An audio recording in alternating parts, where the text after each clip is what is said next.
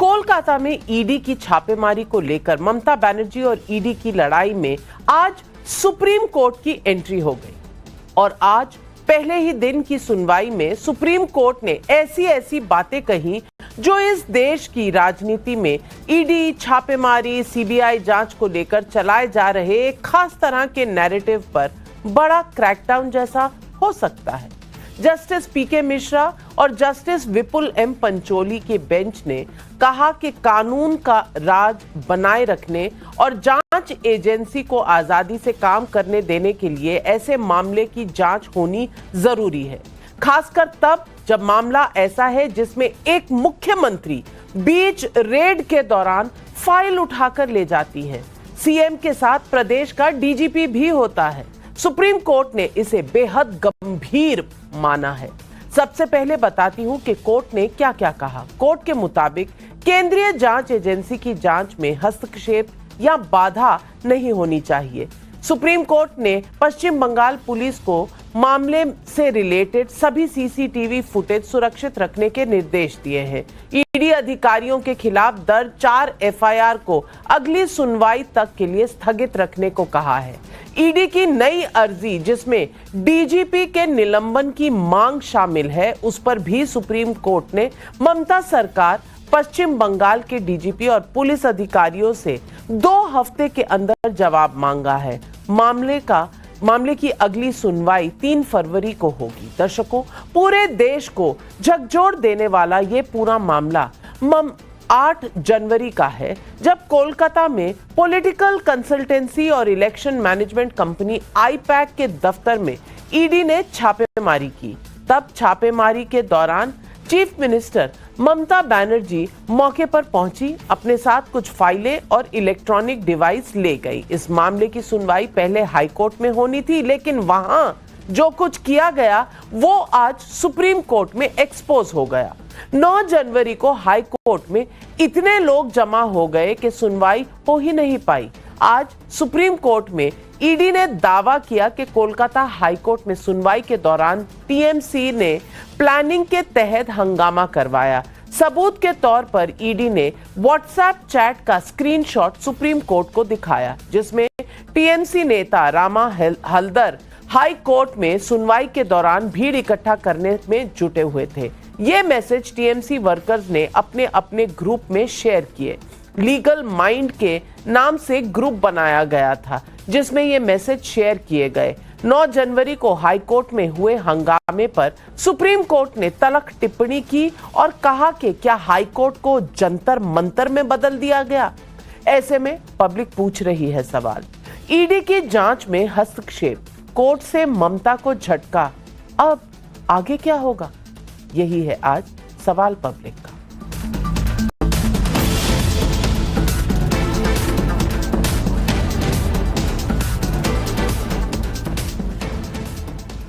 आज supreme court में सुनवाई के दौरान ईडी की ओर से सॉलिसिटर जनरल तुषार मेहता ने पक्ष रखा और कहा कि ईडी की टीम अवैध कोयला घोटाले की जांच के लिए गई थी। सॉलिसिटर जनरल ने सुप्रीम कोर्ट में यह भी कहा कि एक हवाला चैनल की पहचान की गई है। लगभग 20 करोड़ कैश आईपैक नाम की कंपनी को ट्रांसफर हुए और आरोप है कि उसी कंपनी के जरिए गोवा चुनाव में इस पैसे का इस्तेमाल किया गया। ईडी ने आरोप लगाया कि रेड के दौरान बंगाल सरकार और पुलिस ने रुकावट डाली। सीएम ममता बनर्जी कई सबूत और इलेक्ट्रॉनिक डिवाइस ले गई। एजेंसी की टीम को दस्तावेज जब्त करने से रोका गया और धमकाया भी गया। अब सवाल है कि क्या कोयला घोटाले की सच्चाई उजागर होने के डर से ममता बनर्जी ने ईडी की कार्रवाई का विरोध किया? सुप्रीम कोर्ट के फैसले के बाद बीजेपी ममता राज को जंगल राज बता रही है। सुनिए बीजेपी ने क्या कहा। जो तृणमूल कांग्रेस का लीगल सेल है, ममता बनर्जी के इशारे पर व्हाट्सएप मैसेज भेजता है जिसका संज्ञान आज सर्वोच्च न्यायालय ने लिया है और कहता है सभी हाईकोर्ट पहुंच जाओ। गुंडागर्दी देखिए, हमारे देश की संवैधानिक उच्च न्यायालय को गुंडों से डराने का प्रयास करते हैं। यह पूरा देश और पश्चिम बंगाल की जनता आज कह रही है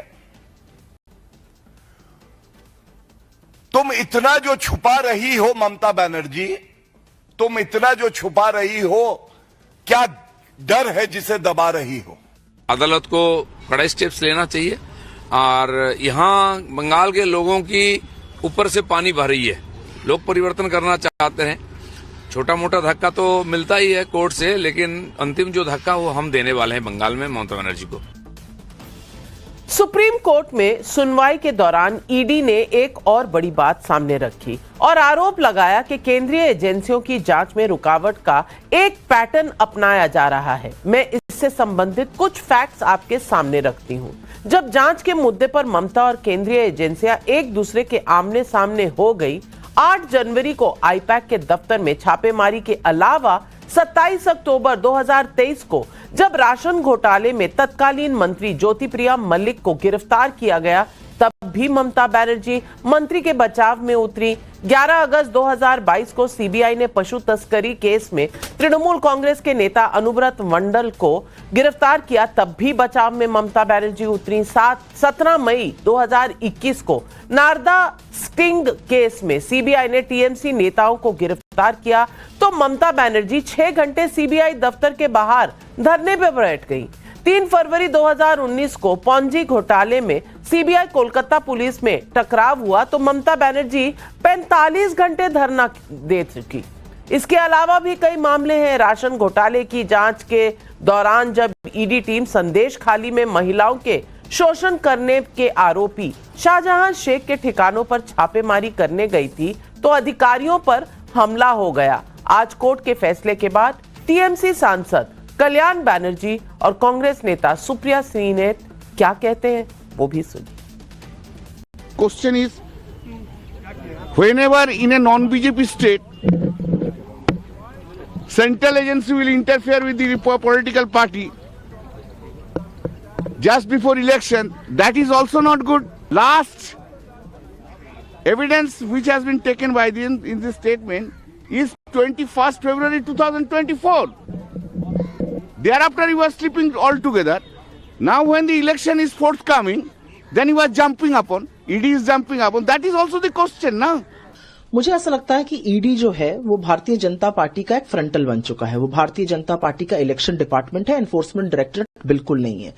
जिस बेशर्मी से और जिस ब्रेजन तरीके से ईडी विपक्ष के लीडर्स को टारगेट करता है और अब विपक्ष के लीडर्स के साथ जो लोग काम करते हैं उसको टारगेट करता है, मुझे लगता है वो शर्मनाक है। ईडी कोर्ट में जाकर कुछ भी कहे, लेकिन ईडी की असलियत इस देश का बच्चा बच्चा जानता है। ऐसे में सवाल पब्लिक का है। सवाल नंबर 1, ईडी की जांच में बाधा डालने पर ममता बनर्जी को सुप्रीम कोर्ट से बड़ा झटका, अब आगे क्या? सवाल नंबर 2, कोर्ट को क्या जंतर मंतर बनाना चाहते हो? सुप्रीम कोर्ट के सवाल का मोदी विरोधियों के पास क्या जवाब है? सवाल नंबर 3, ईडी के बहाने नरेंद्र मोदी के खिलाफ विरोधियों का नैरेटिव कोर्ट में एक्सपोज, बंगाल टू यूपी चुनाव पर कितना असर? ये सवाल आज पब्लिक पूछ रही है और इन सवालों के जवाब देने के लिए आज हमारे साथ जुड़ रहे हैं बीजेपी के राष्ट्रीय प्रवक्ता और सांसद सुधांशु त्रिवेदी जी, आनंद रंगनाथन लेखक और पॉलिटिकल एनालिस्ट भी जुड़ रहे हैं, कमरुजमान चौधरी पॉलिटिकल एनालिस्ट हैं, कांग्रेस के नेता भी हैं, हमारे साथ Priyanka Kakkar ji chief national spokesperson आम आदमी पार्टी की जुड़ रही हैं, विवेक साइलस राष्ट्रीय प्रवक्ता समाजवादी पार्टी के मेरे साथ स्टूडियो में हैं। लेकिन मेरा पहला सवाल हमेशा की तरह स्वयं प्रकाश पुरोहित राष्ट्रीय प्रवक्ता टीएमसी को जाता है। और स्वयं प्रकाश पुरोहित जी, आज मैं यही पूछूंगी कि सुप्रीम कोर्ट ने भी माना कि शायद जो सीएम बंगाल ने किया वो सही नहीं था, इसीलिए तो जितने भी कार्रवाई थी ईडी के अफसरों के खिलाफ उसे तो स्टे कर दिया गया, बल्कि इसके आगे जाकर नोटिस भी दे दिया गया है। अब सवाल ये है कि क्या कानून को हाथ में लिया गया? क्या कोर्ट्स को जंतर मंतर बना दिया जाएगा? क्या व्हाट्सएप से इतने लोग लाए जाएंगे कोर्ट के अंदर के सुनवाई ना हो पाए? ये बंगाल किस दिशा में जा रहा है? नहीं, देखिए नविका जी, सर्वप्रथम ये जो आपने जो कोर्ट को जंतर मंतर बनाने की बात है, तो कोई भी अगर बड़ा सेंसेशनल मुद्दा होता है तो लोग जाते हैं, सुनवाई के अंदर जाते हैं, भीड़ हो सकती है, मैं उसके बात नहीं हूं। मगर जो नेता इस बात को बोल रहे थे और पश्चिम बंगाल सरकार के हाई कोर्ट के ऊपर सवाल उठा रहे थे लॉ एंड ऑर्डर पर, उनको जानकारी मैं बता देता हूं कि उनके खुद के साथ नोएडा में क्या हुआ था और सुप्रीम कोर्ट को संज्ञान लेना पड़ा था, जहां सीसीटीवी कैमरे भी नहीं लगे हुए थे। इनके साथ जो घटना हुई थी, दुर्घटना हुई थी, उनके ऊपर सीसीटीवी कैमरे भी हटा दिए गए थे वहां के कोर्ट्स ने। तो मैं उस मुद्दे पर नहीं जाना चाहता हूं। असल मुद्दा है फेडरल स्ट्रक्चर को, संघीय ढांचे को किस तरह तोड़ा जा रहा है इंस्टीट्यूशंस के माध्यम से। जितनी भी केंद्रीय एजेंसियां हैं वो लगी हुई है कि किसी भी राज्य में चुनाव होते हैं, चाहे वो अरविंद केजरीवाल हो, चाहे वो हेमंत सोरेन हो। 20 साल से नीतीश कुमार बिहार के मुख्यमंत्री है। अगर वो इंडिया गठबंधन में जाएंगे तो उनकी यहाँ ईडी सीबीआई जाएगी, अमरिंदर सिंह के यहाँ जाएगी तो वहां ईडी सीबीआई जाएगी। कैप्टन अमरिंदर सिंह की बात कर रहा हूं, वो भाजपा में चले जाते हैं। अशोक चौहान जो मुख्यमंत्री रहे कांग्रेस से, वो चले जाते हैं। तो ये वॉशिंग पाउडर बनाया हुआ है, एक मजाक बना दिया है देश के अंदर में संविधान को। देखिए लोकतंत्र तांत्रिक तरीके से चुनी हुई है। स्वयं प्रकाश पुरोहित जी, ये आरोप आपके बहुत समय से लग रहे हैं और इस आरोप का तो एक राजनीतिक जवाब है। मैं तो जो आज कोर्ट ने सवाल उठाए हैं उसका सवाल पूछ रही हूं, आपने एक भी सवाल का जवाब नहीं दिया।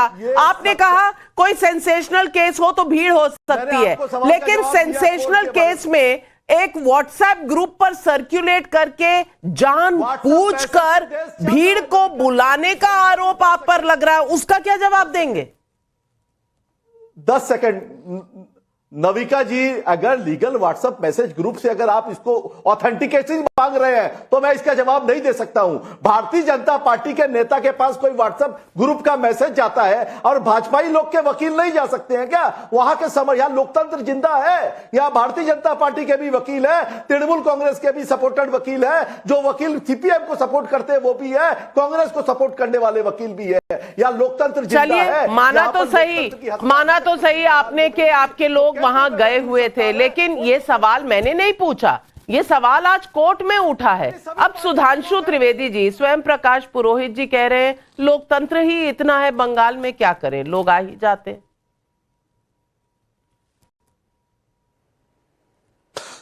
देखिए, इंडी गठबंधन के कारण आज संविधान खतरे में, और ये बहुत गंभीरता से मैं कह रहा हूं। ये फेडरल स्ट्रक्चर की बात करते हैं। सीएए केंद्र के द्वारा पारित कानून था और इनकी राज्य विधानसभाओं ने प्रस्ताव पारित किया कि हम नहीं मानेंगे। ऐसा हो सकता है संविधान की दृष्टि से? वक्फ बोर्ड का कानून था, मुर्शिदाबाद में दंगा किस बात पे हुआ? वक्फ बोर्ड का कानून दोनों सदनों से विधिवत पारित हुआ, सर्वोच्च न्यायालय में भी गया, सर्वोच्च न्यायालय ने उसको निरस्त नहीं किया। इसके बावजूद मुर्शिदाबाद में दंगा हो रहा है कि हम सब नहीं मानेंगे, और पश्चिम बंगाल की सरकार कहती है हाँ हम सब नहीं इंप्लीमेंट करेंगे। और इतना ही नहीं है, न्यायालय को किस ढंग से आतंकित किया जा सकता उसका उदाहरण देखिए। तमिलनाडु में अगर एक हिंदू धर्म स्थल पर दीप जलाने का निर्णय कोर्ट दे देता है तो उस न्यायाधीश के खिलाफ महाभियोग यानी इंपीचमेंट लाने लगते हैं। अगर पश्चिम बंगाल में कोर्ट का निर्णय, चूंकि इन्हें पता है कि पूरी तरीके से एक्सपोज हैं, गलत होगा, तो भीड़ इकट्ठा करके आतंकी करने लगते हैं। तो दिल्ली में एक ऐसे मुख्यमंत्री आके बैठे जिन्होंने जेल से जाने के बाद भी इस्तीफा देना उचित नहीं समझा, जिसकी वजह से संविधान संशोधन लाना पड़ा। ये 3 बातें ये दर्शा रही हैं कि अभी तक तो पश्चिम बंगाल की सरकार जनता को आतंकित करती थी, पश्चिम बंगाल की सरकार विपक्षी कार्यकर्ताओं को आतंकित करती थी, अब न्यायालय को भी आतंकित कर रही है। और वास्तविकता यह है कि ममता जी ने जो किया है वो उनके भरोसे के ध्वस्त होने की कहानी है। देखिए, पहली बात, उन्होंने कहा कि आईपैक के पास सारा का सारा डाटा था और सारी स्ट्रेटजी वो बना रही थी। यानी ममता जी ने मान लिया कि अपने नेताओं पे, वरिष्ठ नेताओं पे, कार्यकर्ताओं पे उनका भरोसा नहीं है, रणनीति एक आउटसाइडर बनाएगा। हमारे यहां तो कहा जाता है ना, आप ही लोग कहते हैं कि मोदी शाह की रणनीति, मोदी जी की नीति, मोदी जी की नीति, अमित शाह जी ने किया, राष्ट्रीय अध्यक्ष ने किया। हमारे यहां तो नेता बनाते हैं। अब आइए, उसके बाद जब ईडी की रेड हुई तो इनको अपनी पुलिस से भरोसा नहीं था, इसलिए खुद जाके वहां खड़ी हुई। तीसरी बात, मुख्यमंत्री स्तर का व्यक्ति हाथ में फाइल नहीं लेता है, वो कहता है कि फाइल फला व्यक्ति को दे दो, उसके साथ लोग रहते हैं। अपने स्टाफ पे भरोसा नहीं था, इसलिए इन्होंने जाकर फाइल खुद ली।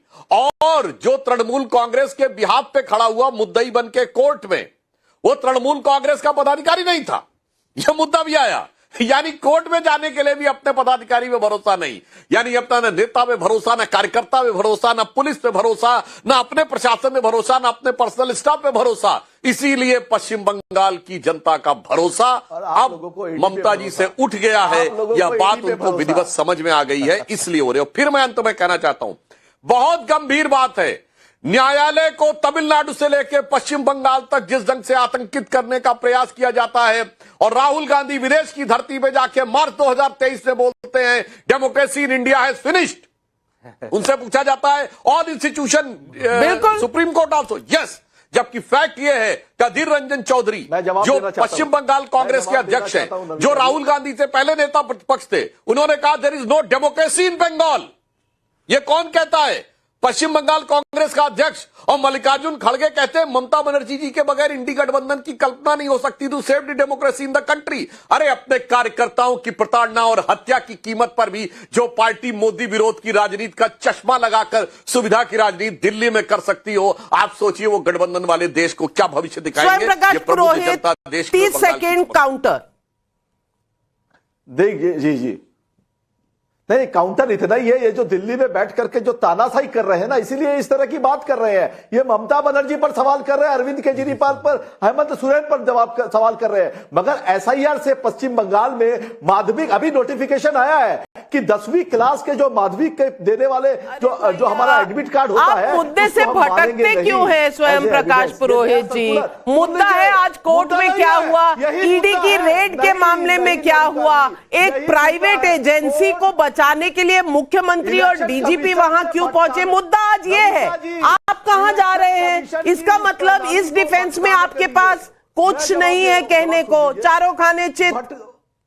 नहीं, डिफेंस नहीं है, आप भटका रहे हैं मुद्दे को ये लोग भटकाने के लिए ये ईडी सीबीआई करके लोगों को भ्रमित कर रहे हैं। इनके नेता जब ईडी की निष्पक्षता पर सवाल जब उठता है, हाई कोर्ट में जब मामला जाता है, ईडी जाके बोलती है नहीं हमें हाई कोर्ट पर विश्वास नहीं है, हम सुप्रीम कोर्ट पे जाएंगे। सुप्रीम कोर्ट जहां इनका मैनेजमेंट होगा वहां काम कर पाएंगे, नहीं तो नहीं कर पाएंगे। ये जो बुलबुले की सरकार चल रही है और सुधांशु त्रिवेदी जी जैसे नेता आकर के बढ़िया ज्ञानवर्धक चूरन दे देते हैं जनता को, इससे लोग खुश हो जाते हैं। ये चूरन नहीं है मेरे भाई, चूरन नहीं है स्वयं प्रकाश पुरोहित जी, ये देश का संविधान है। आप हाई कोर्ट से सुप्रीम कोर्ट जा सकते हैं, लेकिन आप रेड के बीच में नहीं जा सकते। ये देश का संविधान है, ये कानून व्यवस्था का मामला है। और मैं यही सवाल कमरू जमान चौधरी से पूछना चाहती हूँ।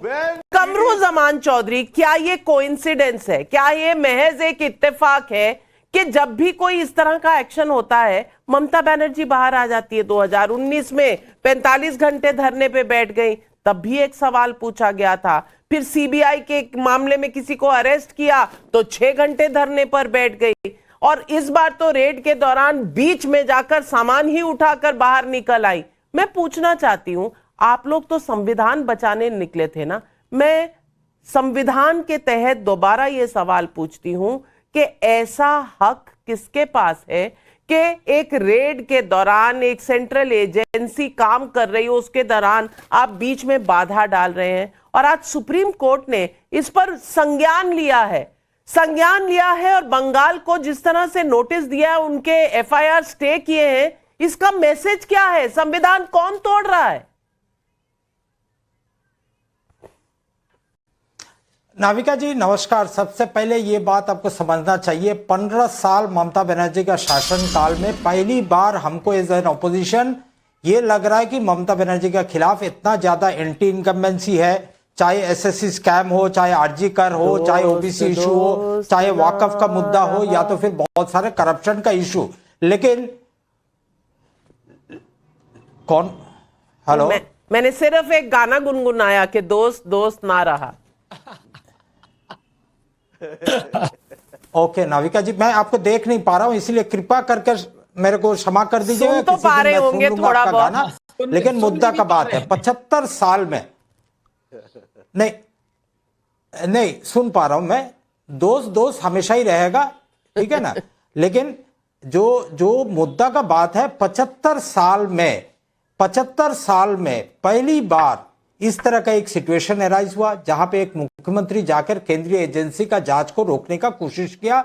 और उसमें से फाइल को छीनने का आरोप लगाया गया उनका ऊपर में। अब आइए असली षड्यंत्र पे, that we call the main plot. जब ममता बनर्जी इतनी ज्यादा डोल्ड्रम्स में है, उस जगह में बीजेपी को तो यह समझना चाहिए 2020 का ईडी का केस लास्ट विटनेस हुआ 2022 का फरवरी महीना में, और मात्र 2 महीना बाकी है इलेक्शन का टाइम में आप ईडी को भेज रहे हो वहां पे जाकर, और किसका ऑफिस में? ममता बनर्जी का जो इलेक्शन कंसल्टेंट है उसका ऑफिस में। ये क्या साबित करना चाह रहे कि ममता बनर्जी को आज एक राजनीतिक शहीद का दर्जा आप देना चाह रहे हो बंगाल में, ताकि ये बाइनरी जो है बीजेपी और टीएमसी के बीच में, ये पब्लिक के बीच में खेलता रहे, ताकि एंटी ममता या एंटी बीजेपी वोट बाकी और कोई राजनीतिक दल उसका फायदा ना उठा सके। अल्टीमेटली तो बीजेपी तो खेलना है उसको हिंदू मुस्लिम का राजनीति बंगाल का निर्वाचन में, और ममता बनर्जी भी उसमें जो है कि इक्वल पार्टनर है हिंदू मुस्लिम का राजनीति करने के लिए। लेकिन नाविका जी, सबसे मुद्दा का बात यह है कि आज इलेक्शन कमीशन बोलिए, चाहे एनफोर्समेंट डायरेक्टरेट बोलिए, चाहे सीबीआई बोलिए, यह बात तो साबित हो चुका है ये एक extended department of the Bharatiya Janata party है। जिस तरह से वो काम लेकिन इस बार जो वो ईडी वहां गई तो ममता जी ने गलत किया या सही किया? पहले तो आप एक तरफ हो जाइए ना, ये दो नाव में आप पैर रखेंगे तो डूब जाएंगे। नहीं, सुनिए नाविका जी, मैं एक उदाहरण दे रहा हूं। एक बीजेपी का ट्रोल तजिंदर सिंह बग्गा, याद होगा आपको 2022 में जब पंजाब पुलिस गिरफ्तार करके दिल्ली से ले जा रही थी, दिल्ली पुलिस का वायरलेस से हरियाणा पुलिस ने रोका उसको छुड़ाया भी, प्लस उसको जो है कि हरियाणा पुलिस पंजाब पुलिस का टीम को बंधक भी बना लिया हरियाणा में। ये कौन सा संविधान था वहां पे? कौन सा संविधान बचा रहे थे वहां पे? अगर इंटर स्टेट आनंद रंगनाथन जवाब देना चाहते हैं। आनंद रंगनाथन जवाब दीजिए। क्यों ना हो? नाविका जी देखिए, आपको नमस्कार और मेरे सहयोगी पैनलिस्ट को भी नमस्कार। नाविका जी, आज ऐसा है कि 2 रैशनल और लॉजिकल लोग वर्सेस 4 हैं, तो प्लीज हमें टाइम दीजिएगा। वो अलग बात है कि सुधांशु जी 1.25 लाख के बराबर हैं, लेकिन फिर भी हमारा चांस बहुत देर में आया, तो प्लीज हमें चांस दीजिएगा। नंबर 1, ये जो कमरू जी ने बोला कि पंजाब पुलिस में तेजिंदर बग्गा को लेके, मतलब यही तो कहता हूं ना, होम स्कूलिंग की प्रॉब्लम होती है। आधे फैक्ट्स देते हैं वो भी झूठे। अब कोई इक्विवेलेंस इसमें ड्रॉ कर सकता है कि एक सिटिंग चीफ मिनिस्टर एक क्राइम सीन में घुस गई और क्रूशियल एविडेंस चुरा के ले गई, वर्सेस पंजाब पुलिस आई बिन बुलाए, बिन इन्फॉर्म किए दिल्ली पुलिस को, हरियाणा पुलिस को किडनैप करके ले गई, वहां पे उनको रोकना पड़ा। ये लॉ का 3 लॉज का उल्लंघन था। ये मैटर हाई कोर्ट गया, हाई कोर्ट ने पंजाब पुलिस को फटकारा। अब मैं ये नहीं चाहता कि कमरू जी माफी दें, ये तो इनका रोज का काम है झूठ फैलाना, लेकिन मैं मुद्दे पे आना चाहता हूं। नाविका जी, ये मामला आप भले ही कह दें कि हाँ सुप्रीम कोर्ट ने आज अच्छा किया, लेकिन मुझे माफ कीजिएगा, तो मैं नहीं मानते आप लोग। कमरू जी, मैंने आपको डिस्टर्ब नहीं किया, आप सुन लीजिए प्लीज। मैं इसीलिए कह रहा था कि 2 वर्सेस 4 हैं, सुन लीजिए। नाविका जी, मैं सुप्रीम कोर्ट की रिस्पेक्ट करता हूं, लेकिन आज क्या मैं ये आपसे पूछ सकता हूं, क्या ये उसी देश का सुप्रीम कोर्ट है जिस देश के हम हैं? क्या सुप्रीम कोर्ट ने वो वीडियो नहीं देखा जहां पे ममता जी एक्टिव क्राइम सीन में घुसी, कार से उतर के घुसी लाइव कैमरा पे, और एक क्रूशियल पीस ऑफ एविडेंस ले गई? या वो सिर्फ हमने देखा, या वो डॉक्टर्ड है, या आपने गलत वीडियो दिखाया? क्योंकि अगर सुप्रीम कोर्ट ने देखा तो आज सुप्रीम कोर्ट। कमरुज़्ज़मान चौधरी बीच में नहीं बोलेंगे, मैं आपका फेडर डाउन कर रही हूं। आनंद रंगनाथन जी, आप अपनी बात खत्म करें। ये बिल्कुल, क्योंकि अगर सुप्रीम कोर्ट ने वही देखा जो हमने देखा, तो सुप्रीम कोर्ट ने 2 सवाल क्यों नहीं पूछे? पहला सवाल, वो जो फाइल चुराई गई है हमारी आंखों के सामने, वो फाइल कहां है?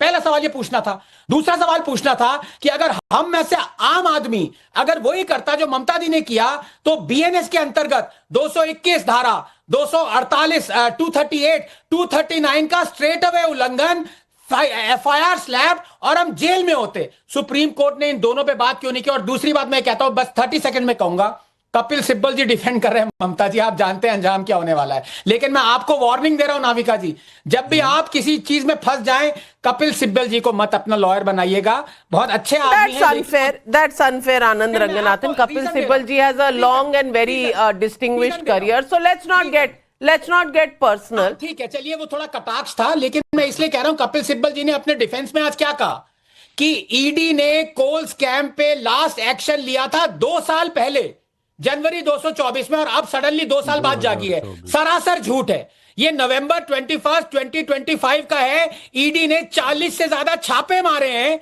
झारखंड में, बंगाल में, कोल स्कैम के ऊपर। अब कपिल सिब्बल से तो मैं कह नहीं सकता कि माफी मांगे, लेकिन ममता दी तो माफी मांग ले, मेरे जो पुरोहित जी हैं वो माफी मांग ले।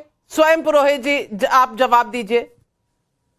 मैं जवाब देता हूं। देखिए, 2 बात की इन्होंने। पहले बात की ममता बनर्जी को जेल में जाने की, ये जो आर्टिकल बीएनएसएस बता रहे थे ना, तो जेल में जाने की बात कर। देखिए, अगर कॉन्स्टिट्यूशनल तरीके से कॉन्स्टिट्यूशनल कार्रवाई होती है, अगर संविधान से, लोकतंत्र से चुनी हुई एक सरकार को गिराने के लिए अगर सेंट्रल एजेंसियों का उपयोग होता है, तो सुप्रीम कोर्ट संज्ञान ले सकता है। ये आपको पता होना चाहिए। अगर आप बोलेंगे जेल में डाल दीजिए, अगर आप मुझ पर राजनीतिकरण कर रहेंगे, 5 साल पहले का मुद्दा है, 2020, जब भारतीय जनता पार्टी के ये स्ट्रेटेजिक रहा करते थे पीके। नहीं, लॉ रुक जाइए, आनंद जी रुक जाइए। लॉ जब सुनिए, आप जज नहीं है, आप जज नहीं है, जज तो आप भी नहीं है, जज तो आप भी नहीं है, लेकिन मैं इतना कह सकती हूं कि अगर इस तरह का राजनीतिकरण हो रहा है तो इसकी सुनवाई भी तो कोर्ट्स में होगी ना, सड़कों पर थोड़ी होगी कि आप जाकर किसी को रोक लेंगे। यही सवाल मैं प्रियंका कक्कड़ जी से पूछना चाहती हूं। आप तो लॉयर भी हैं, मैं आपसे पूछना चाहती हूं कि इस तरह की एक्टिव रेड, अब आप कहते हैं कि ये पार्शियल है, ये हमेशा राजनीतिकरण होता है, पॉलिटिकली मोटिवेटेड है, ये आपका आरोप अपनी जगह ठीक है, लेकिन जब रेड चल रही है तो आप बीच में जाकर इस तरह से कर सकते हैं जैसे एक मुख्यमंत्री ने कहा, क्योंकि रेड तो केजरीवाल जी पर भी हुई थी, संजय सिंह पर भी हुई थी। अच्छा लगे बुरा लगे, उन्होंने कानून का साथ तो दिया ना, कानून का उल्लंघन तो नहीं किया। ममता बनर्जी को यह राइट कौन देता है?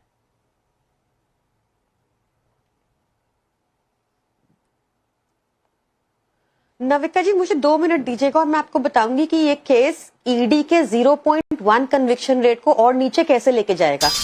पहली बात तो ये, आपने अरविंद केजरीवाल जी के बारे सही कहा कि अरविंद केजरीवाल जी को अरेस्ट कर लिया गया बिना कानूनी सैंक्शन लिए, उनको जेल में रखा गया इल्लीगली, बिना सैंक्शन लिए। पीएमएलए कोर्ट ने कहा कि ईडी ने द्वेष की भावना से काम किया है। बाकी मैटर्स में सुप्रीम कोर्ट ने कहा कि ईडी ने तोते, बंद पिंजरे में तोते की तरह काम किया है। अब क्या है इस केस में भी आप देखेंगे कि whether Mamata Banerjee was right कि वो एक चलती रेड में, जो एक इलीगली रेड चलती, अनऑथराइज तरीके से रेड हो रही थी, जिसका आज कोर्ट में भी डिस्कशन हुआ कि बिना लोकल पुलिस को सूचित किए ये रेड की जा रही थी और ईडी ऑफिसर्स ने अपनी आइडेंटिटी नहीं बताई थी और रेड चलने के 5 घंटे बाद उन्होंने लोकल पुलिस को सूचित किया था और अपनी रणनीति को प्रोटेक्ट करने के लिए एज अ कन्वीनर वो वहां पर अनआइडेंटिफाइड लोगों को रोकने गई। वेदर दिस वाज राइट और रॉन्ग, ये कोर्ट डिसाइड कर रहा है। बट इसमें क्या है, केस 2020 का है। मैंने मीडिया के माध्यम से देखा कि 2020 का केस है। अब 2020 में आईपैक में करता धरता प्रशांत किशोर थे। आप अगर सही अक्यूज नहीं बनाएंगे तो फिर से 0.1% से नीचे कन्विक्शन रेट आएगा आपका। अब प्रशांत किशोर के ऊपर ना रेड हुई, ना प्रशांत किशोर जी को अरेस्ट किया गया।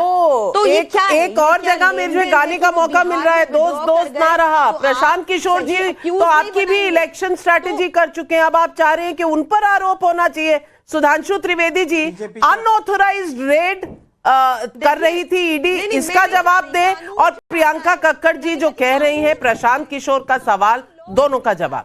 मैं नहीं कह रही। जी बिल्कुल जवाब देते हैं। देखिए, अगर रेड अनऑथोराइज्ड होती तो 1 सेकंड में कोर्ट से खारिज हो गई होती, मामला ही खत्म हो जाता। और यहां पर बैठे बुद्धिमान लोग किस प्रकार का तर्क या कुतर्क करते हैं, चाहे प्रियंका जी हो या कमरुद्दीन चौधरी जी, वो कह रहे हैं एक राज्य की पुलिस दूसरे राज्य में जाएगी तो पुलिस को बताएगी, नहीं साहब, सेंट्रल एजेंसीज का जो अधिकार क्षेत्र है वो पूरा भारत है, राज्य की पुलिस का सिर्फ अपना राज्य है। यदि वो दूसरे राज्य में जाएगी तो उसे बताना आवश्यक है। और प्रियंका जी वकील ही नहीं, ये बात कैसे आके कह सकती है केंद्रीय एजेंसी स्टेट पुलिस को नहीं बताती है, केंद्रीय एजेंसी स्टेट पुलिस को नहीं बताती है।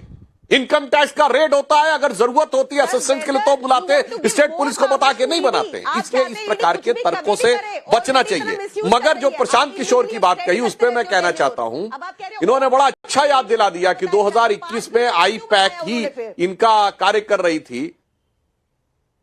अरे भाई, अपने अपने टर्न पे रहना चाहिए। यहां जब लगा बवाल होने की आशंका है, सिर्फ लॉ एंड ऑर्डर के इशू पे बताना होता है। सिर्फ लॉ एंड ऑर्डर में अगर एडिशनल फोर्स चाहिए तो लोकल पुलिस की जरूरत है, अन्यथा नहीं है।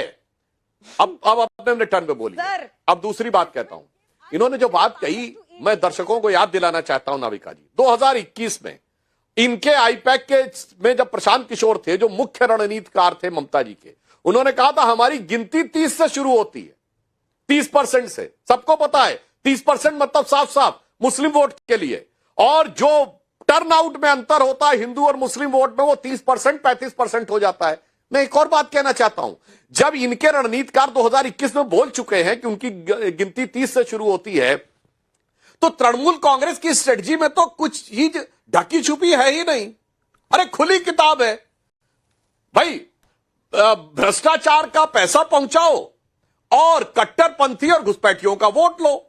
यानी सरकार में भ्रष्टाचार का हाहाकार और प्रदेश के अंदर घुसपैठियों की भरमार, इसमें कौन सी ऐसी बात है? आपका ही इलेक्शन एक्सपीरियंस बोल चुका है 30% से, तो आपकी कोई रणनीति जानने की जरूरत ही नहीं है।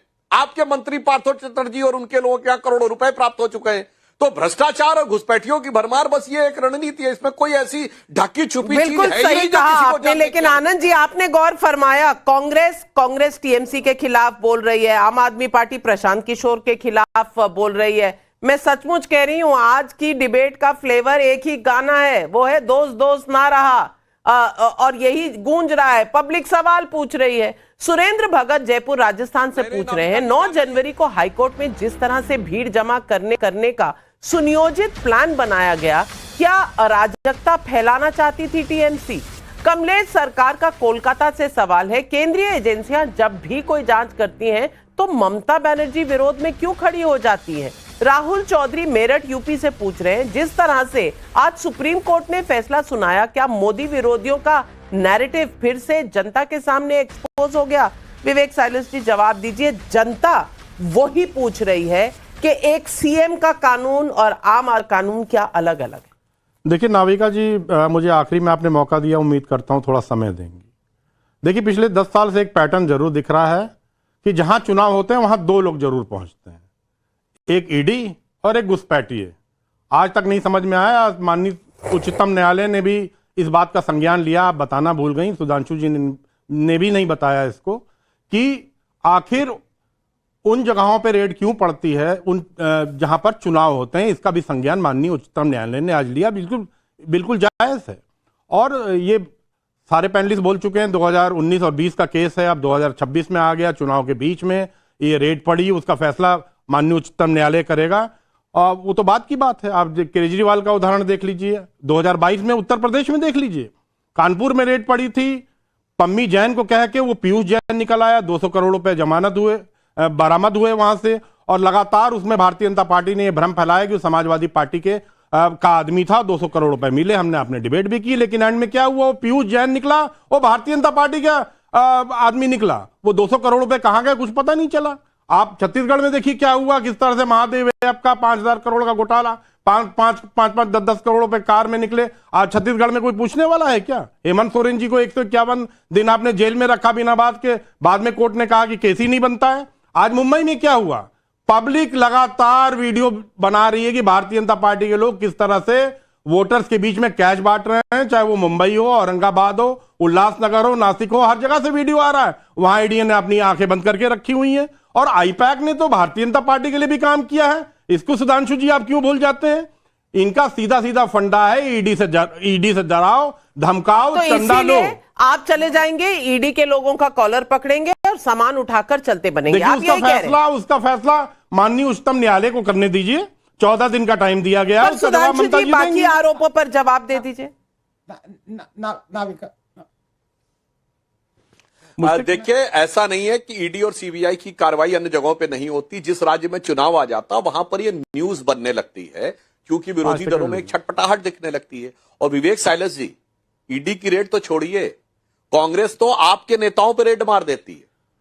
देखिए मैं आपको बोलता हूं कि अभी प्रियंका जी ने कहा कि ईडी जो है ये मोदी जी की बोटी बोटी काट डालूंगा वाला कौन था? इमरान मसूद आपकी पार्टी का नेता था ना।